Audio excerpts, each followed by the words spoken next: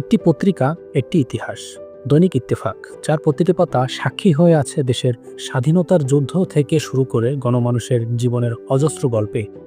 ১৯৫৩ সালের ২৪শে ডিসেম্বর যাত্রা শুরু করা দৈনিক ইত্তেফাক দীর্ঘকাল ধরে দেশের সাংবাদিকতা ও গণতন্ত্রের এক নির্ভরযোগ্য কণ্ঠস্বর হিসেবে কাজ করে আসছে।